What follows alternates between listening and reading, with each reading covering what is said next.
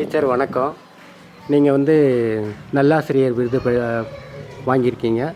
அதுக்கு எங்களுடைய new மௌனமலர்கள் YouTube channel சார்பாக வாழ்த்துக்கள்.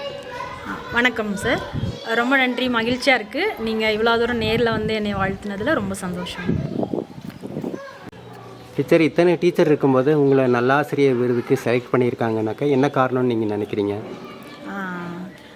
நான் ஆக்சுவலாக 2013 ஆசிரியர் தகுதி தேர்வு பாஸ் பண்ணி 2015 தான் நான் இந்த பணிக்கு நான் வந்தேன். முதல்ல நான் வந்த பணியில் சேர்ந்த இடம் தொட்டபெட்டா ஆதிதிராவிடர் நடுநிலைப் பள்ளியில் இடைநிலை ஆசிரியராக பணிக்கு வந்தேன். இப்போது இந்த வருஷம் தான் என்னுடைய 10வது ஆண்டை நான் நிறைவு பண்ணியிருக்கேன். அந்த 10 ஆண்டு காலத்தில் என்னுடைய சர்வீஸ் நான் பிள்ளைங்களுக்காக நான் செய்த செயல்களை எல்லாம் தொடர்ந்து கவனிச்சிட்டு வராங்க. நம்மளுடைய ஹையர் அஃபீஷியல்ஸ் எல்லாம் கவனிச்சிட்டு வராங்க. பின்ன குழந்தைங்க, நான் மெயினாக இதில் ஃபோக்கஸ் பண்ணுவேன்னா குழந்தைங்க ட்ராப் அவுட் ஆகாமல் இருக்கணும் அப்படிங்கிறது தான். ஏன்னா நம்மளுடைய மரியாதைக்குரிய கலெக்டர் அம்மாவுடைய மோட்டோவே, அவங்களோட மெயின் தீமே அதுதான். பிள்ளைங்க ட்ராப் அவுட் ஆகக்கூடாது, அவங்களோட பேசிக் ஸ்டடீஸை கம்ப்ளீட் பண்ணணும்னு நினைப்பாங்க. அதே மாதிரி என்னோட திங்கிங் அது ரிலேட்டடாக தான் இருந்துச்சு. ஸோ நான் என்ன பண்ணுவேன்னா ஏரியாவுக்கு போவேன். பிள்ளைங்க ட்ராப் அவுட் ஆகுறாங்கன்னா ஏரியாவுக்கு போய் அவங்க பேரண்ட்ஸ்கிட்ட பேசி, ஊரில் இருக்க பொதுமக்கள்கிட்ட, அவங்க கொஞ்சம் ஊர் தலைவரமாக இருப்பாங்க, அவங்ககிட்டலாம் பேசி நான் எப்படியாவது பிள்ளைங்களை அனுப்புங்க அப்படின்னு சொல்லி நான் ரெக்வஸ்ட் பண்ணி கேட்பேன். அதை அவங்க ஏற்றுக்கிட்டு அவங்களும் பிள்ளைங்களெல்லாம் அனுப்பிச்சிருக்காங்க. அப்புறம் நான் நிறைய ட்ரைனிங்ஸ் அட்டன் பண்ணியிருக்கேன். நிறைய மாநில ஆர்பிஇஸாக நான் போயிருக்கேன். அது போக நிறைய ப்ராஜெக்ட் ரிசர்ச், ஆக்ஷன் ரிசர்ச் நிறையா செய்திருக்கேன்.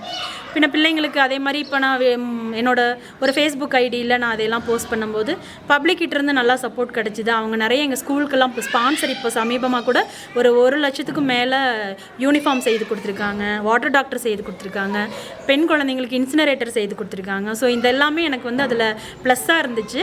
ஸோ ஐ திங்க் நான் இதெல்லாம் தான் அதுக்கு காரணமாக இருக்கும்னு நான் நினைக்கிறேன். டீச்சர், நீங்கள் ஸ்டூடெண்ட்டுக்கும் அவங்க பேரண்ட்ஸுக்கும் என்ன சொல்ல விரும்புகிறீங்க?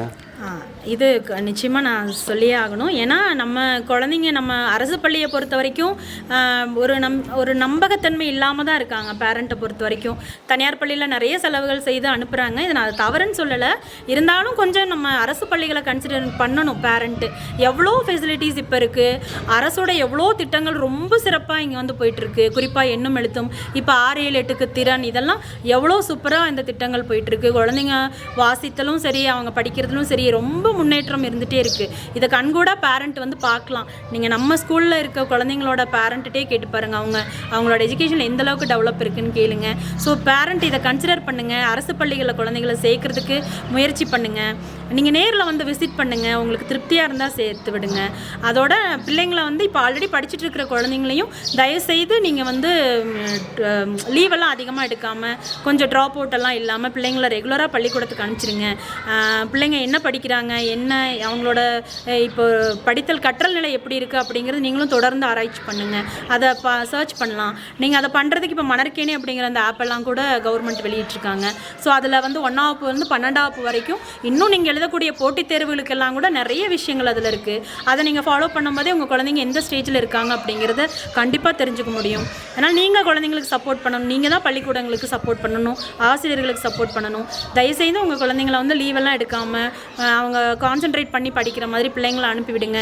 எல்லா போட்டிகளையும் கலந்துக்க வைங்க. நீங்களும் அதுக்கு சப்போர்ட் பண்ணுங்கள். அதே மாதிரி குழந்தைங்களும் லீவெல்லாம் எடுக்காமல், படிப்பு தான் மெயின். ஏன்னா நான் ஒரு சாதாரண குடும்பத்திலேருந்து, ரொம்ப அடிமட்டத்திலேருந்து ஒரு சாதாரண பெண்ணாக வந்தது தான். ஆனால் இன்றைக்கி நான் இந்த அளவுக்கு நான் இப்போ நான் ஒரு யூடியூப் சேனலுக்கு நான் பேட்டி கொடுக்குற அளவுக்கு நான் வளர்ந்துருக்கேன் அப்படின்னா அது த்ரூ எஜுகேஷனால் மட்டும்தான். ஏன்னா கல்வி மட்டும்தான் அந்த ஒரு சமுதாயத்தையே மாற்றக்கூடிய சக்தி நிறைந்த ஒன்று அப்படின்னு நான் மனப்பூர்வமாக நம்புகிறேன். அதனால் குழந்தைங்க, நீங்கள் இதை நம்புங்க.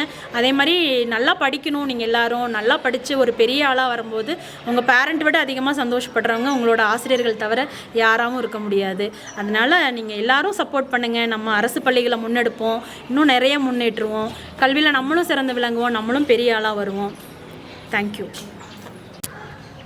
நீங்கள் டீச்சர்ஸுங்களுக்கு சொல்லக்கூடிய ஒரு அட்வைஸ் என்ன டீச்சர்? அட்வைஸுன்னு இல்லை சார். ஏன்னா எல்லாருமே என்னை விட வயதுலேயும் சரி, அனுபவத்துலேயும் சரி மூத்த ஆசிரியர்கள் தான் எல்லாருமே. எல்லாருமே ஹார்ட் ஒர்க் பண்ணுறோம். என்ன சிலருடைய ஆற்றல் வந்து வெளியே தெரிய வருது, சிலருக்கு தெரிய வராமல் அப்படியே அந்த கிளாஸ் ரூம் ஸ்கூலுக்குள்ளேயே இதாயிருது, அவ்வளோதான். மற்றபடி ஒன்றும் இல்லை. நம்ம ஜென்யூனாக நம்மளோட ஒர்க்கை ரொம்ப சின்சியராக செய்யும்போது நம்மளுக்கான அங்கீகாரம் கண்டிப்பாக தேடி வரும். எல்லாருமே செய்கிறோம். இந்த மாதிரியான விருதுகள் தான் வந்து இன்னும் அதிகமாக ஓடணும், இன்னும் அதிகமாக பிள்ளைங்களுக்காக ஏதாவது செய்யணும் அப்படிங்கிற ஒரு அந்த தேடலையும் அந்த ஓட்டத்தையும் கொடுக்குது.